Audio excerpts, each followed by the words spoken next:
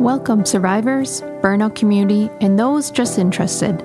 It's Kelly Buboltz, trainer, author, speaker, and your burnout prevention mentor. Burnout is not taboo. It's our reality in this chaotic, fast-paced world. But we're not going to let it drive the narrative to our stories.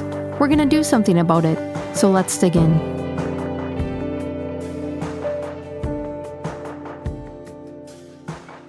Let's talk about the people-pleasing part. That's not talked about enough. As a people-pleaser myself, I finally got the confidence, the clarity of what I wanted to say, the boundary I wanted to set to say no, to say, I'll go this far, you need to go the rest.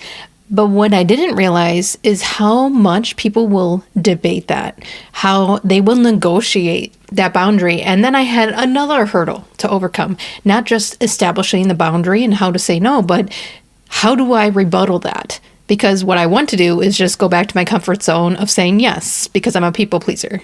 So these debate questions come in all different forms. They're the follow-up questions, the explanations, the why can't yous, the disappointment on their face, the pushback that you might be getting. And it seems reasonable that they're pushing back because you used to just be yes. But you have to understand that this isn't what they're doing, is negotiating your boundary.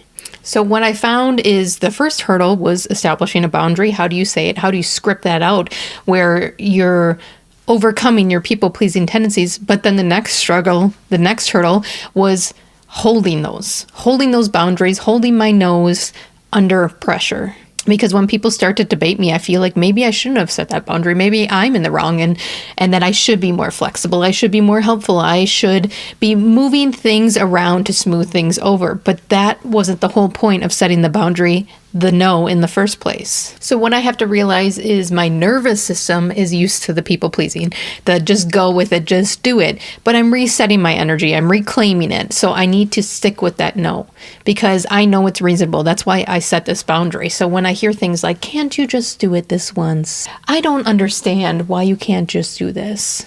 This really puts me in a tough spot. Or the one I heard the most, you used to be okay with it because I was a yes person. And when I backed up and really realized what they were saying, they weren't actually questions back on my boundary, back on the no I just gave out.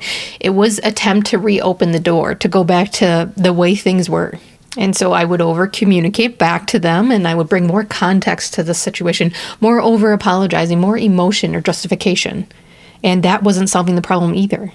And what I realized is my boundaries weren't failing, or this debate I was losing wasn't because I was unclear that I needed more explanation. This debate was happening because the other person didn't like the limit that I put into place. So I stopped trying to negotiate these boundaries. I stopped trying to do things to please others, and I started holding my boundary and re-scripting what I would do to hold it or meet in the middle. So when they would debate back, well, why can't you? I would start saying things like, I'm not available for that, or this doesn't work for me today, or a more direct one, I've already shared my answer, it's a no. And when they want to get emotional about it, because I used to say yes, and there's this change happening, uncomfortable for them, I might honor what they're emotionally going through and say things like, I hear that's frustrating, but it's a no for me.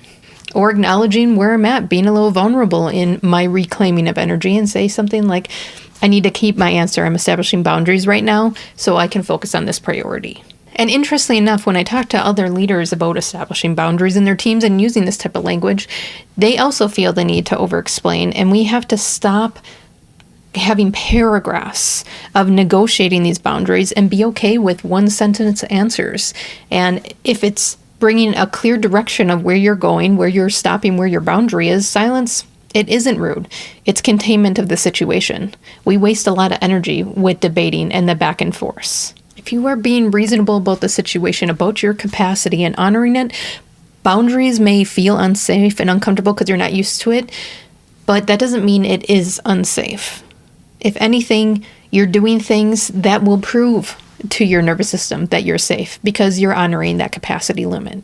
So when you get into addressing your people-pleasing tendencies, you not only need to address how to say no, the boundary you're going to set, but you need to also give yourself permission that you don't need to debate your own needs. Your boundary doesn't need to make sense for everyone around you. And if it's aligned with where you are going and makes sense for the situation, hold your ground. And that's not selfish. It's energy management. I know you're not lazy. Most people in burnout are high performers, those serving others before themselves.